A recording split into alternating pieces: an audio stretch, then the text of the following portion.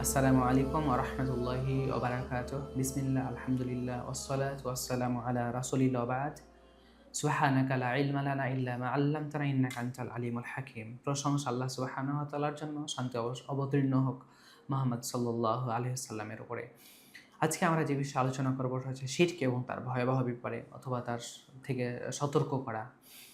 শিরক হচ্ছে এমন একটা পাপ যা আল্লাহ তাআলার কাছে সবচেয়ে ঘৃণিত, সবচেয়ে বড় অবিচার। লোকমান আলাইহিস সালাম তার সন্তানকে উপদেশ দিচ্ছেন, ইয়া বুনাইয়া লা তুশরিক বিল্লাহ, হে আমার সন্তান, তুমি আল্লাহর সাথে কাউকে অংশীদারি স্থাপন করো না। কেন? ইন্না শিরকা লা যুলমুন আযীম, নিশ্চয় শিরক বড় গুনাহ, বড় পাপ, বড় অবিচার, বড় জুলুম। কিভাবে বড় জুলুম?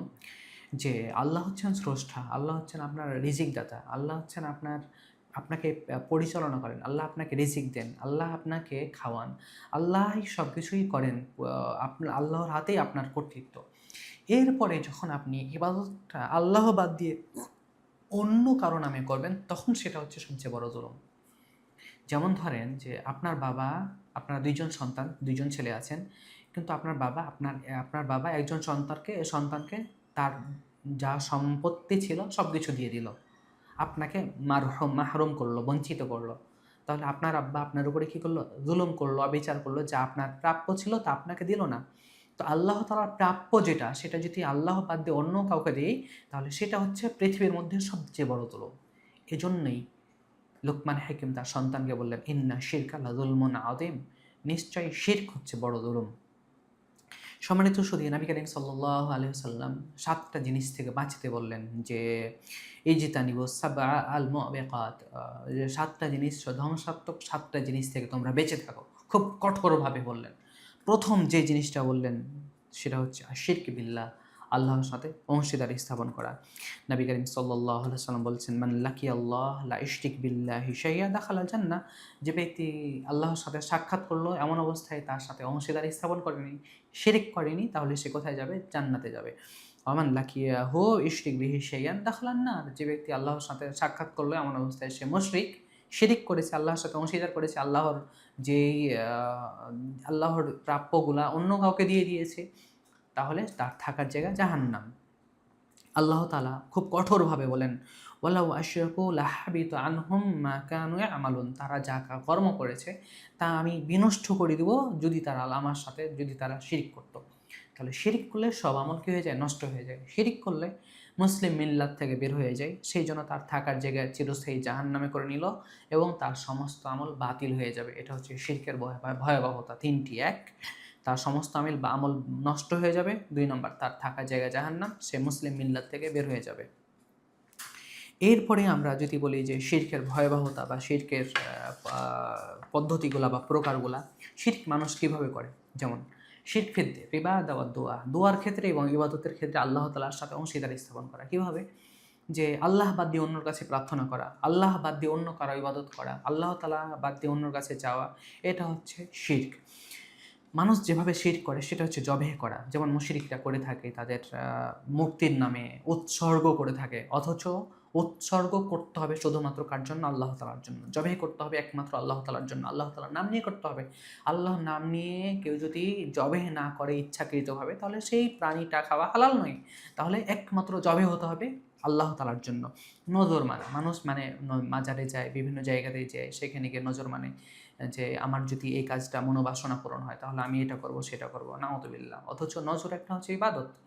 এই নজর মানতে হবে শুধুমাত্র আল্লাহ তাআলার জন্য। আল্লাহ, তুমি যদি আমাকে এই জিনিসটা দাও, আমি তোমার জন্য এই জিনিসটা দিব, ব্যাস। এটা আল্লাহর সাথে করতে হবে, এটা হচ্ছে ইবাদত।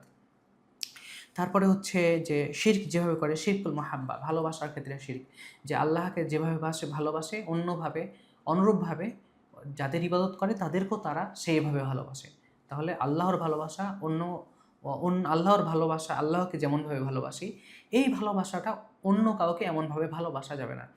আমাদের সমাজে এমনটা হয় যে আমরা রাসূল সাল্লাল্লাহু আলাইহি ওয়াসাল্লামের নাম যদি বলা হয় তাহলে আমাদের শরীরের রোম খাড়া হয়ে যায়, কিন্তু যখন আল্লাহর ভালোবাসার কথা বলা হয় তখন আমাদের রোম খাড়া হয় না। অথচ উচিত ছিল সবচেয়ে বেশি ভালোবাসা আল্লাহ তাআলাকে। আল্লাহ তাআলা বলছেন, ইন কুনতুম তুহিব্বুনাল্লাহ, যদি আল্লাহকে ভালোবাসো তাহলে নবীর অনুসরণ করো। তাহলে নবীর অনুসরণের মাধ্যমে কাকে ভালোবাসতে বলা হয়েছে? আল্লাহকে ভালোবাসতে বলা হয়েছে। অতএব আল্লাহকে আমাদেরকে সর্বাগ্রে প্রাধান্য দিতে হবে। আজান দিচ্ছে, আজান দেওয়ার সাথে সাথে আমরা কি করব? আল্লাহ তাআলা ডাকছে, তার ডাকে সাড়া দেব। অন্য কোনো কাজে আমরা তখন আর মনোযোগ দিব না। এটা হচ্ছে আল্লাহ তাআলার প্রতি ভালোবাসা। সম্মানিত সুধী, মানুষ যেভাবে শিরক করে সেটা হচ্ছে আশিরক আল হুলুলিয়া, যে বলে যে প্রত্যেকটা জীবনের মধ্যে, প্রত্যেকটা প্রাণীর মধ্যে আল্লাহ তাআলা রয়েছে। নাউযুবিল্লাহ। এটা হচ্ছে প্রকাশ্য শিরক। আল্লাহ তাআলা আরশে সমুন্নত বা আরো স্থির আছেন বা উঠেছেন, তিনি ওখানে আছেন। তিনি ওখান থেকে পৃথিবী পরিচালনা করেন। আল্লাহ তাআলা হচ্ছেন আরশে সমান্বিত বা আরোহিত। তিনি কোনো মানুষ বা কোনো আত্মার ভিতরে তিনি নন। মানুষ যেভাবে শিরক করে আল্লাহ তাআলার সিফাতের ক্ষেত্রে, আল্লাহ তাআলা হচ্ছেন আলিমুল গায়ব, সব কিছু তিনি জানেন, অদৃশ্যের খবর।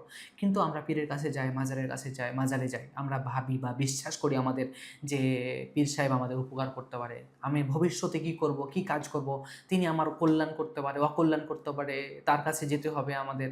হ্যাঁ, আল্লাহ তাআলার যে সিফাতটা, আল্লাহ তাআলার যে গুণটা আমরা পীরকে দিয়ে দিই, মাজারে গিয়ে দিয়ে দিই, নাউযুবিল্লাহ। অথচ আল্লাহ তাআলা বলছেন, আল্লাহ হচ্ছেন একমাত্র শুধুমাত্র মাফাতিহুল গায়ব, অদৃশ্যের চাবিকাঠি একমাত্র শুধুমাত্র আল্লাহ সুবহানাহু ওয়া তাআলার কাছে। অথচ আমরা আমরা কি করি যে অদৃশ্যের মাপকাঠি আমরা বা চাবিকাঠি আমরা পীর সাহেব অথবা মাজারে দিয়ে দিই। আমাদেরকে এই শিরকগুলা থেকে বাঁচতে হবে। শিরকুত তাআ, অনুসরণের ক্ষেত্রে শিরক, যে আল্লাহ যেভাবে অনুসরণ করে সেইভাবে সেই মানুষেরা অন্য মানুষের অনুসরণ করে। মাখলুকের কোনো প্রকারের কি করা যাবে না? অনুসরণ করা যাবে না। শুধুমাত্র আল্লাহ সুবহানাহু ওয়া তাআলার অনুসরণ করতে হবে। এই যে শিরকগুলো আছে এগুলা থেকে আমাদের বাঁচতে হবে। আল্লাহ আমাদেরকে শিরক মুক্ত আমল করার তৌফিক দান করুন। যদি আমরা শিরক মিশ্রিত আমল নিয়ে আল্লাহ তাআলার কাছে উপস্থিত হই তাহলে আমাদের থাকার জায়গা জাহান্নাম। আল্লাহ আমাদেরকে অত্র আলোচনা জেনে বুঝে বাস্তব জীবনে প্রয়োগ করার তৌফিক দান করুন। আমিন। আসসালামু আলাইকুম ওয়া রাহমাতুল্লাহি ওয়া বারাকাতুহু।